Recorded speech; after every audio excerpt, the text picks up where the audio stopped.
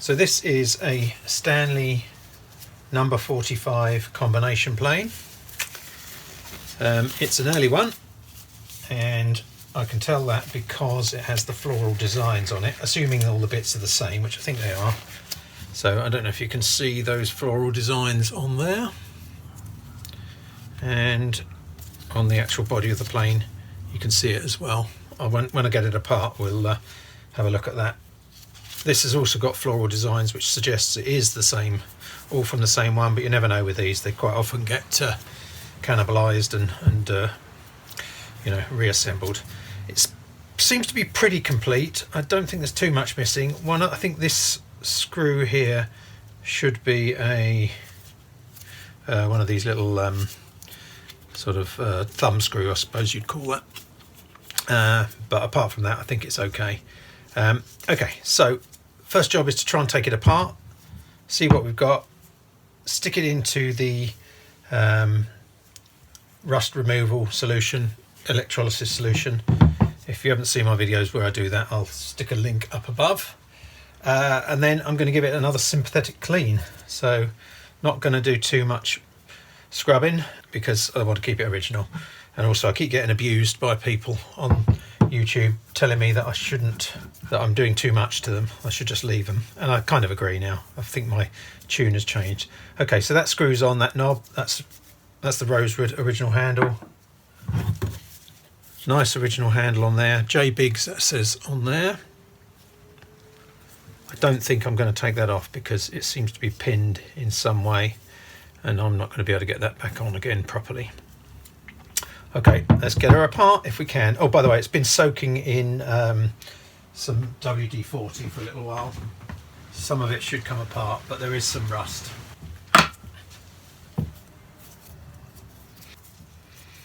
I have got a Stanley number 50 that I've been sitting on for months that I need to also do up.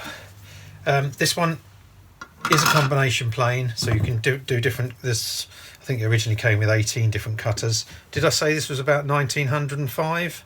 That's when they stopped doing the floral designs. So yeah, it is an early one. I don't know how I'm going to get that off. Okay, well, I've loosened it. Yeah, so it should come with a load of cutters, and they are of course the valuable bit. So I paid £20 for this at the car boot sale, which isn't a lot. I'm not quite sure what it's worth. I've had a look on eBay, they seem to vary quite a lot. So yeah, if you've got all the cutters, you're probably talking about 100 quid or £100. But if you haven't, probably about 30 or 40. So I won't lose any money, I don't think. So see if we can get these rods out. So there's 3 parts to it. There's the main body, there's the cutter, and then there's this fence on the bottom. Now that should have a rosewood bar along it. I'm not sure if I'll be able to replace that. If I can find something suitable, we'll give it a go. And then there's this little high depth adjuster here, which is locked up solid. That's probably where the worst of the rust is, just on that bit there. Everything else seems to have some movement in it. Just that one doesn't. Okay, so that is going to have to stay in situ for the time being. Oh, the main body's moving. Don't know if you can see that.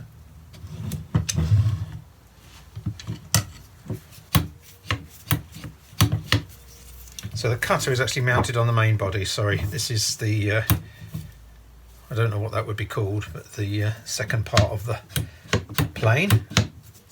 Oh, that allows me to get that out, which is good.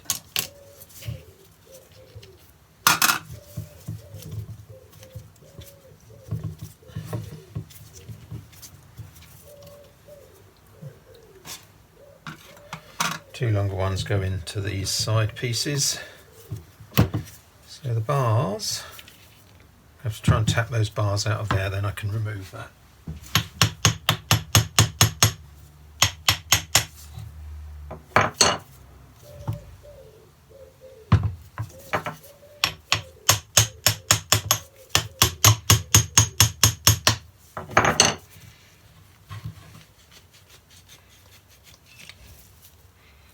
That was easier than I was expecting.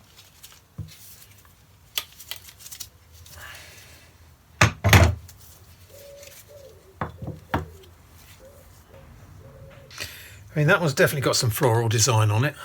I can't see anything unless you count that as floral design. I suppose you do. Okay. Well, that looks like it's nickel plated, so I think probably soapy water is probably my best bet for cleaning that. I need to try and get this little depth gauge out. That seems to be okay.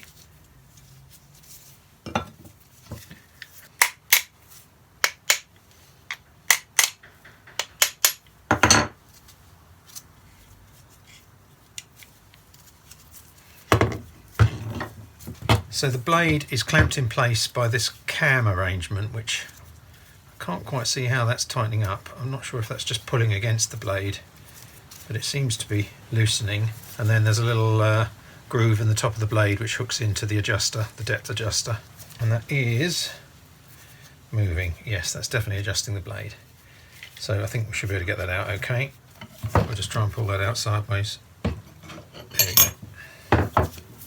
There's the blade, or the cutter.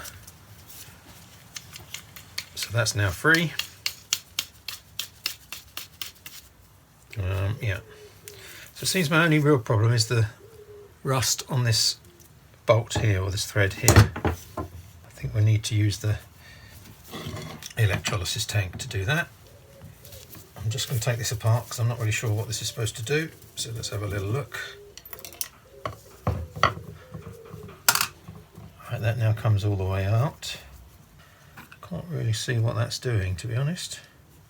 And that just stops the thread lifting up too much. I think it must be pulling against the, yeah, it's like there's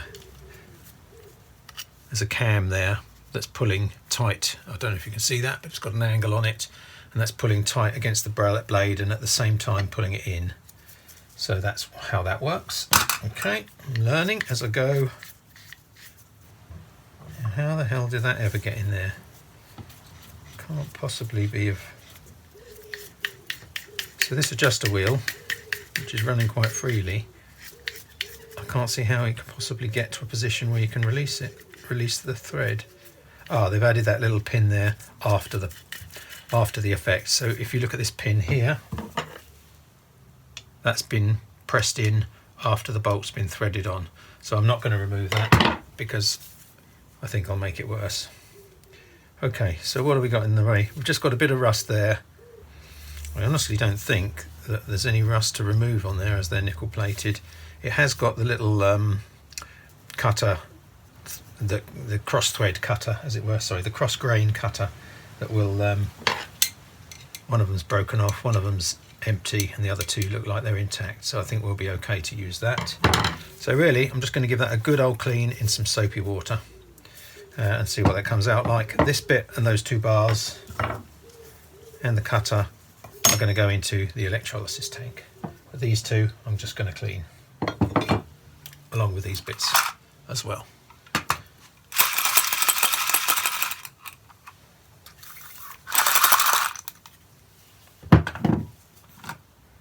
I think they'll come up quite nice.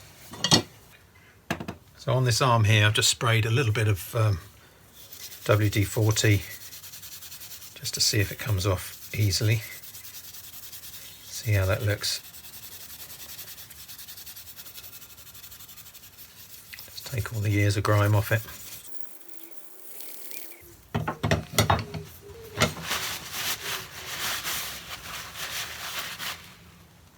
That looks alright, doesn't it? I think that's the sort of clean we need. I don't think I need to go any further than that. Obviously I've got a lot of work to do. But let's get these bits in the electrolysis tank and we'll come back to that later. Okay.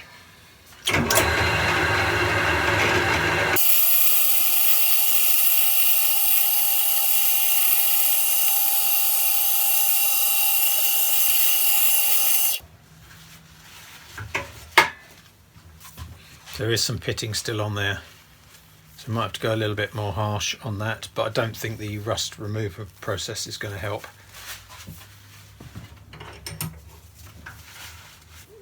Okay, I'll do the other one of those and we're on our way.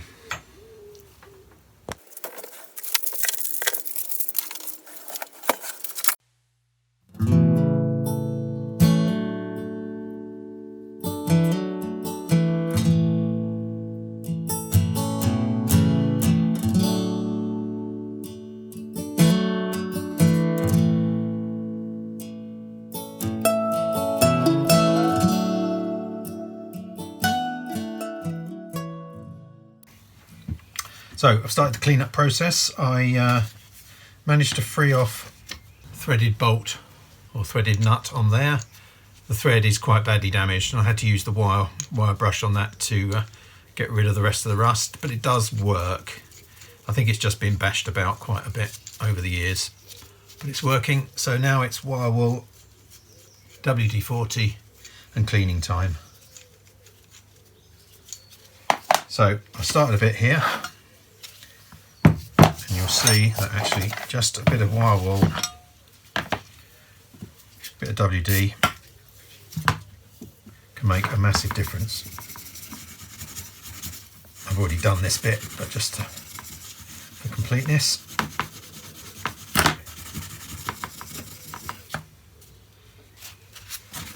Clean off with a rag. And that's how it looks, which is pretty nice. So basically, I'm going to do that now, all the way over, everything, and then we'll sort of reassemble. We may be missing some bits, but we'll see if we can get it working anyway.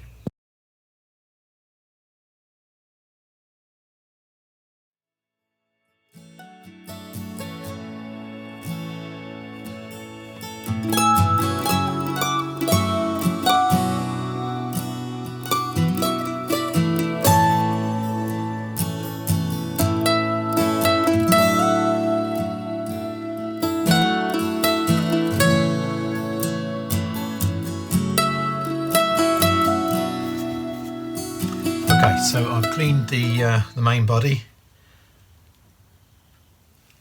Looks pretty nice. Still a little bit of dirt in some of the inaccessible places, but I think that's probably the best I can do. But yeah, pretty happy with that. Just do the other bits. I'll do those off camera because it gets a bit boring just watching somebody cleaning something.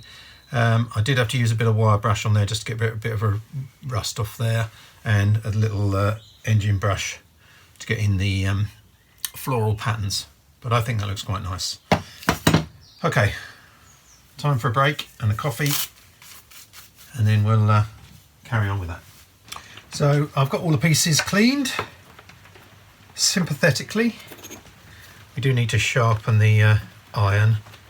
It's not very square. We'll do that in a moment. But let's start the assembly.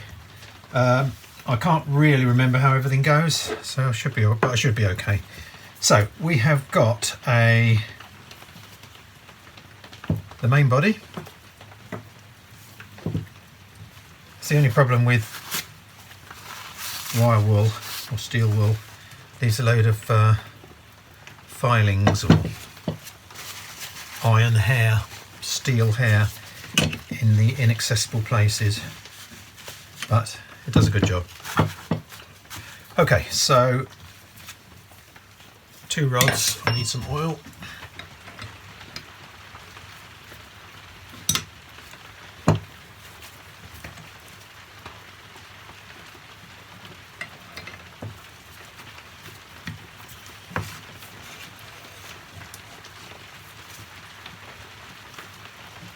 So that's the main body and the side body.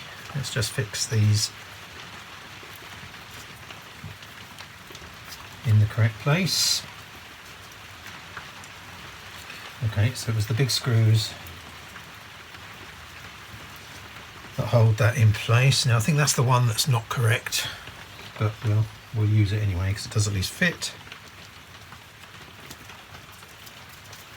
So yeah, these are screws, so these 2 bars, you're not going to move those very often.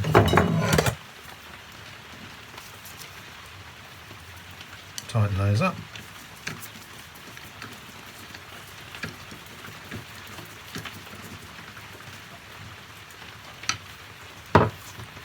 And then the one that you do move, I believe, is these ones, the bigger butterflies.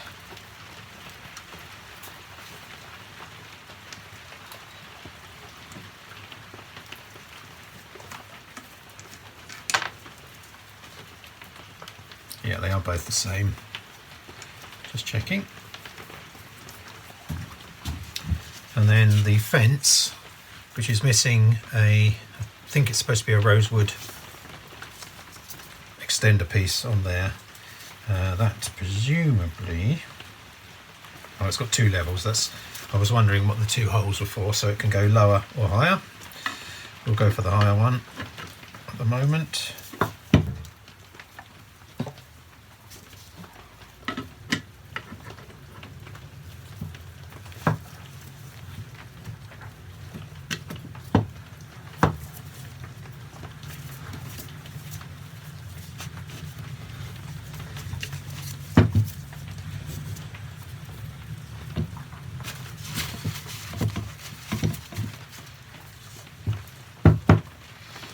Okay. I think I might have that the wrong way around. And the reason I think that is because these have got an angle on them on the end, which will work on both the top bar and the lower bar. So that makes sense. I'm sure somebody will let me know if I got it wrong.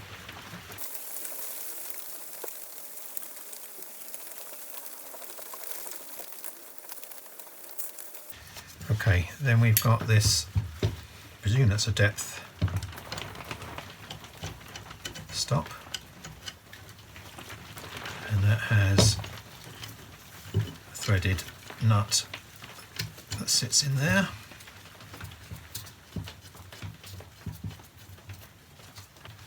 And that's just a little locking screw for that depth stop. Blade and cam is here. And that is this strange cam thing here, which locks the blade into position. So the blade goes into that hooks into that notch, and the cam pulls the blade into position and also locks down on it tight. Not exactly sure what this bit does. I think it just stops you losing the nut, actually. Gives it something to pull against.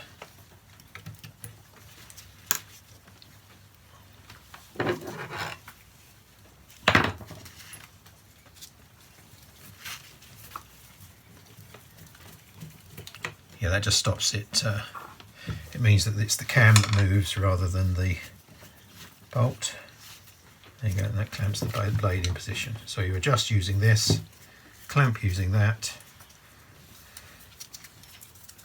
align this to the edge of your blade like so for different sized blades. I feel like I've got something a little bit wrong there, because that's going to be the handle there. Is that correct? Okay, and we've got this other depth gauge here. Not 100% sure why I need two. Presumably just to keep the balance.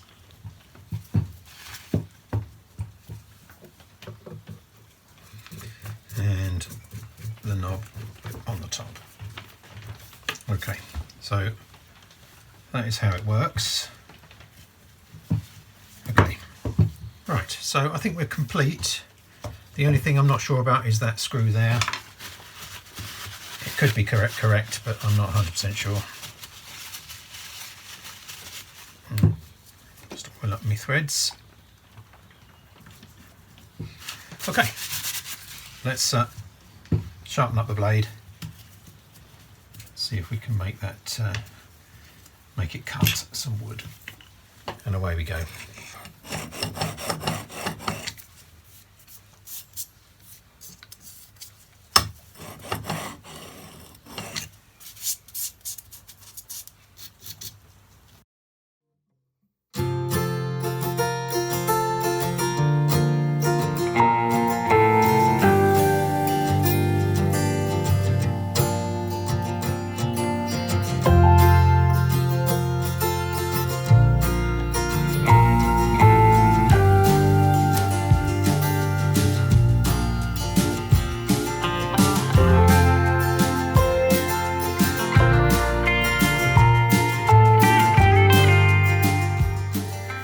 Okay, so I have sharpened the blade, or the iron, and that's sitting in there nicely.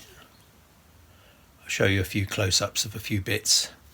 So you can see on the side of the, let's just take the fence off. So on the side of I don't know what you call this, the guide rail where the blade is. There is a little cutter for doing cross grain work, and that has to line up exactly with the edge of the blade, or just a fraction outside, I guess. Just loosen that off. So this is the little cutter. Okay, it only seems to have a cutter on one side. The other two look like locating lugs. Okay, so that doesn't actually need anything doing to it. And that just cuts the fibres before the cutter gets to it. There's one of those on each side. I have got that lined up with the edge of the cutter. And this rail here, let's call it the rail, is also lined up with the edge of the cutter. So it should cut and sit in there. And the depth of the cut will be managed by these two depth gauges. Now presumably they need to be the same, and that will keep everything level at the bottom of the so there's a bit of setting up to be done.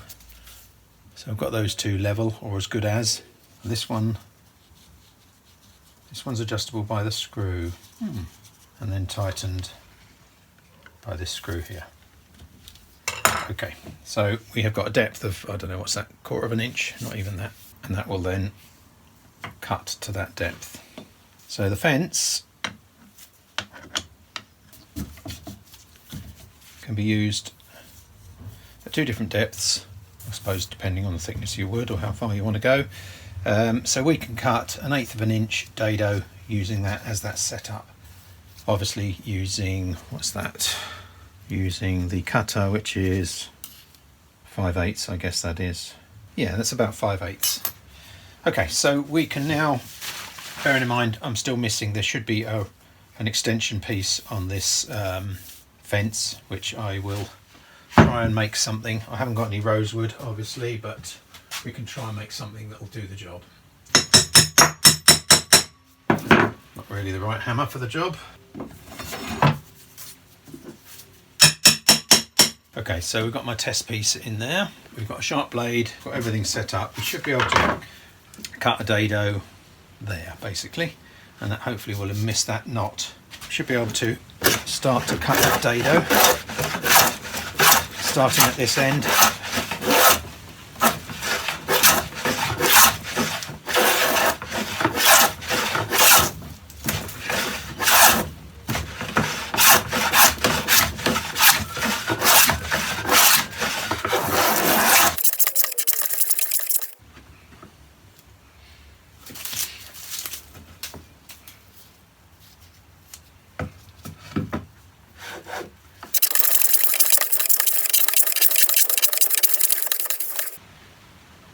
Okay, so we're on the depth stops all the way along, but I've noticed that that one is slightly, so it's rocking slightly because I haven't got this correct. So let's lift that up slightly. I'll drop that one down, so that one should be flat there. There's got to be a better way of lining these up.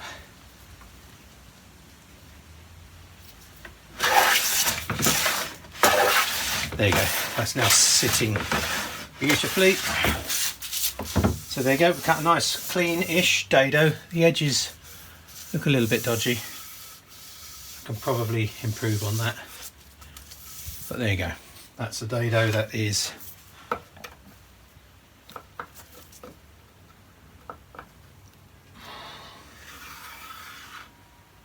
perfectly aligned all the way along. Okay, so it works. A little bit of setting up is required to get it right, but I guess once you've got it set up, it's pretty easy.